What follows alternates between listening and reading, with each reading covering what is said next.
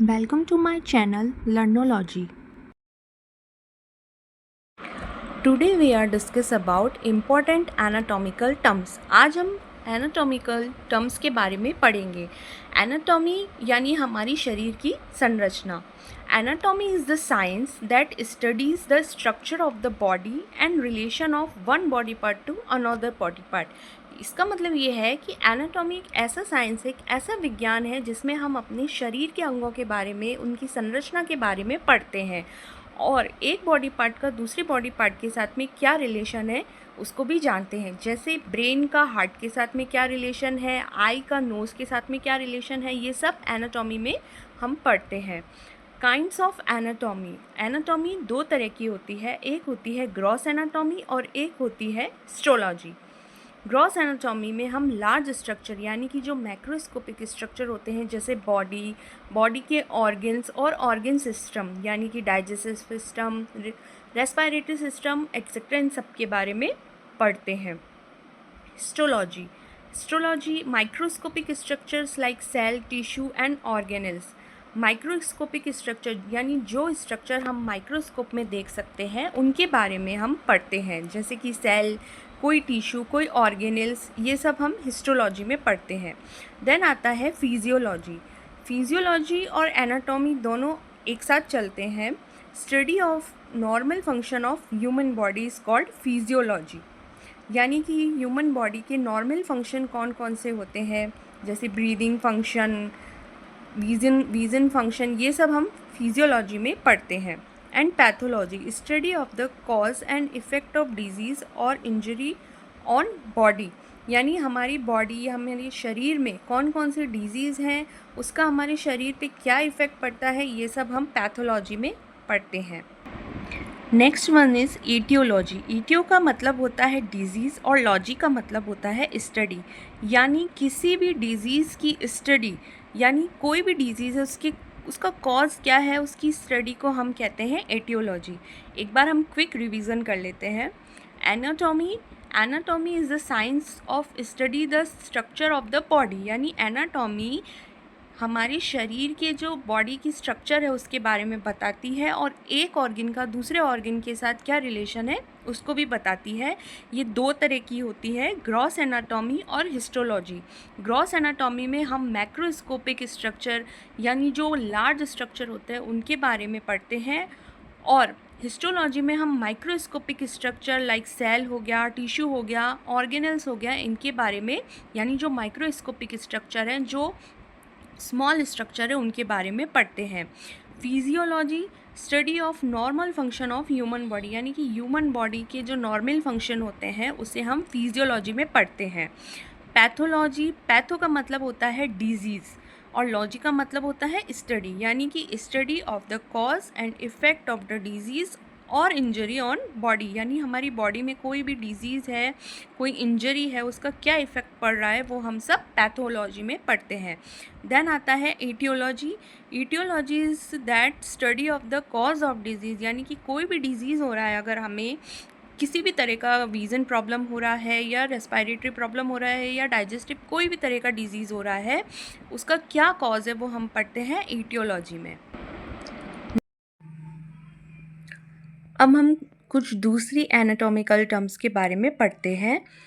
सबसे पहले हम देखेंगे ए और एन. ए और एन का यूज़ लैक ऑफ और एब्सेंस के लिए किया जाता है. जैसे अगर कोई पेशेंट एनीमिक है तो उसे हम एनीमिया बोलेंगे.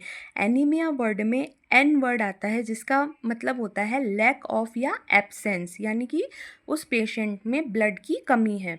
देन आता है एंटी. एंटी का मतलब होता है अगेंस्ट. अगेंस्ट का मतलब होता है for example anti coagulant. Coagulant मतलब क्लॉट जमना, यानी ब्लड का क्लॉट होना. अगर ब्लड का क्लॉट बॉडी में होता है तो उसे बोलते हैं एंटी कोएगुलेंट. अगर उसके एंटी यानी कि उसके अगेंस्ट कोई रिएक्शन हो रही है, ब्लड क्लॉट जम रहा है और उसके अगेंस्ट कोई रिएक्शन हो रही है तो उसे बोलते हैं एंटी कोएगुलेंट. एंटी वर्ड का मतलब होता है अगेंस्ट. देन आता है कार्ड. कार्ड वर्ड हार्ट के लिए यूज़ किया जाता है. फॉर एग्जांपल कार्डियक, यानी हार्ट से रिलेटेड कोई भी प्रॉब्लम होती है जैसे कार्डियक अरेस्ट, तो उसके लिए कार्ड वर्ड यूज़ किया जाता है। तो कार्ड वर्ड जो है वो हार्ट को डिनोट करता है। देन आता है एंडो। एंडो का मतलब होता है इनसाइड। इनसाइड यानी कोई भी मटेरियल जो हमारी बॉडी के या हमारी सेल के अंदर मूव हो रहा है तो उसे बोलते हैं endo. For example endocytosis. Then आता है एक्सो। एक्सो यानी आउटसाइड, यानी मटेरियल मूव आउटसाइड सेल, यानी सेल के बाहर अगर कोई मटेरियल मूव हो रहा है तो उसे बोलते हैं एक्सोसाइटोसिस। देन आता है हाइपर। हाइपर का मतलब होता है एक्सेसिव या अबोव। फॉर एग्जांपल हाइपरटेंशन, यानी अगर किसी भी पर्सन का बीपी इंक्रीज होता है तो हम उसे बोलते हैं हाइपरटेंशन। हाइपर का मतलब होता है एक्सेसिव या किसी भी चीज़ की अत्यधिकता होना। देन आता है हाइपो। हाइपो यानी अंडर और बिलो, यानी कोई भी चीज़ है, कोई भी डिजीज़ है वो अंडर है या बिलो है या डिक्रीज़ हो रही है तो उसे बोलते हैं हम हाइपोटेंशन।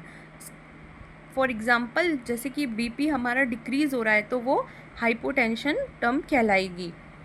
या किसी भी पेशेंट का बीपी डिक्रीज़ हो रहा है तो हम उसे हाइपोटेंशन से डिनोट करेंगे, यानी person suffering from hypotension. Then आता है माइक्रो। माइक्रो का मतलब स्मॉल या फिर टाइनी, यानी कि छोटा। या फॉर एग्जांपल माइक्रो ऑर्गेनिज्म, यानी कि जो छोटे ऑर्गेनिज्म होते हैं, छोटे अंग तंत्र होते हैं, उसे माइक्रो ऑर्गेनिज्म कहते हैं। देन आता है मेगा। मेगा का मतलब होता है लार्ज। लार्ज यानी बड़ा या फिर large. For example hepatomegaly. Hepato का मतलब होता है लिवर। हिपेटो वर्ड जो है वो लिवर के लिए यूज़ किया जाता है। और मेगाली का मतलब होता है, मेगा का मतलब होता है लार्ज, यानी लिवर का एनलार्जमेंट हम हिपेटोमेगाली को कहते हैं। मतलब हिपेटोमेगाली का मतलब होता है एनलार्जमेंट ऑफ लिवर। नेक्स्ट में हम देखते हैं ITIS वर्ड। ITIS यानी आइटिस। आइटिस का मतलब होता है inflammation. Inflammation means response toward infection, यानी कि अगर हमें कोई भी तरीके का इन्फेक्शन है तो इन्फेक्शन क्यों हो रहा है, इन्फ्लामेशन की वजह से। तो इन्फ्लामेशन का मतलब होता है रेस्पॉन्स टूवर्ड इन्फेक्शन, यानी कि इन्फेक्शन के अगेंस्ट जो रेस्पॉन्स होता है वो होता है inflammation. For example appendicitis. Appendicitis जो है वो इन्फ्लामेशन का एग्जाम्पल कहलाएगा। देन आता है टैकी। टैकी का मतलब होता है एक्सेसिवली फास्ट। एक्सेसिवली फास्ट मतलब बहुत जल्दी जल्दी अगर कोई चीज़ हो रही है तो उसे बोलेंगे tachy. For example tachycardia. या कार्डिया का मतलब मैंने आपको बताया था हार्ट होता है। कार्डिया मतलब हार्ट और टैकी का मतलब एक्सेसिवली, यानी कि अगर हार्ट रेट इंक्रीज़ हो रही है या तेज़ तेज़ हो रही है तो उसे हम टैकीकार्डिया बोलेंगे। देन आता है ब्रेडी। ब्रेडी का मतलब होता है स्लो। स्लो यानी कि कोई भी चीज़ है बॉडी के अंदर जो बहुत स्लो हो रही है, यानी कि स्लो हार्ट रेट हो रही है तो उसे बोलेंगे ब्रेडीकार्डिया। ब्रेडीकार्डिया का मतलब होता है हार्ट रेट का स्लो होना। देन आता है नेफ्रो।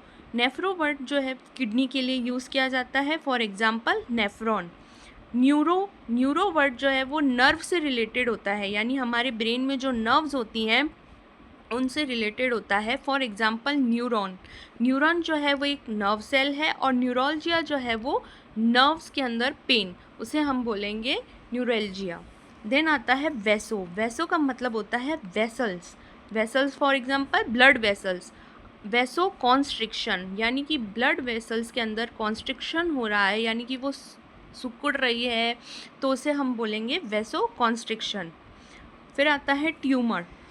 ट्यूमर का मतलब होता है ओवर प्रोडक्शन ऑफ सेल, यानी कि सेल का बहुत बार बनना, यानी बहुत ज़्यादा सेल्स का बनना, उसे बोलते हैं ट्यूमर। कुछ सेल्स ऐसी होती है जो डाई हो जाती है, लेकिन ट्यूमर सेल्स जो है वो कभी भी डाई नहीं होती हैं। ये हमेशा अपनी रेट जो है वो इंक्रीज़ करती है या फिर एक मास फॉर्मेशन बन जाता है सेल के अंदर, तो उसे बोलते हैं ट्यूमर। देन आता है medial. Structure near mid line of the body. जैसा कि आपको पिक में भी शो हो रहा है, मिड लाइन जो स्ट्रक्चर होगा बॉडी का उसे बोलेंगे मीडियल। देन आता है lateral. Structure away from mid line, यानी मिड लाइन से जो दूर का स्ट्रक्चर होगा, यानी साइड का जो स्ट्रक्चर होगा उसे हम बोलेंगे लेटरल। देन आता है proximal. Attachment near the limb, यानी लिम्ब के नियर जो अटैचमेंट होता है उसे हम बोलेंगे प्रॉक्सिमल। देन आता है distal. Attachment distal from limb, यानी कि दूरी, लिम्ब से जो दूर अटैचमेंट होता है उसे हम बोलते हैं डिस्टल।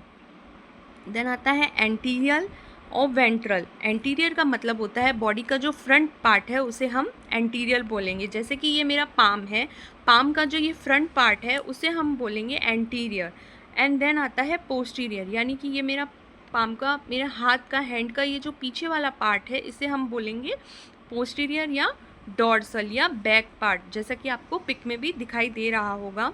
सुपीरियर, सुपीरियर का मतलब होता है पार्ट नियर हेड, यानी कि हेड के नियर जो पार्ट होता है उसे हम सुपीरियर से डिनोट करते हैं।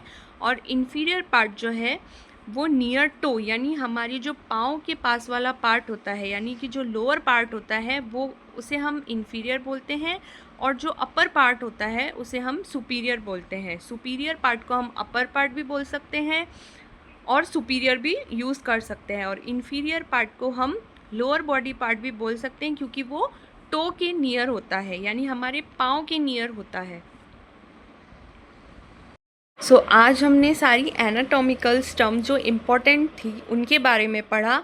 आप चाहें तो मेरी इस वीडियो का स्क्रीनशॉट भी ले सकते हैं।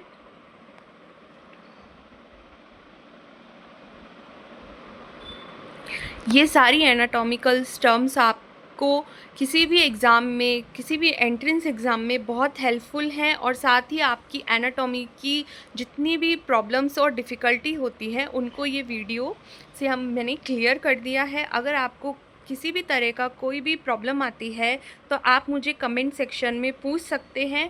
Thanks for watching my channel. Please share and subscribe.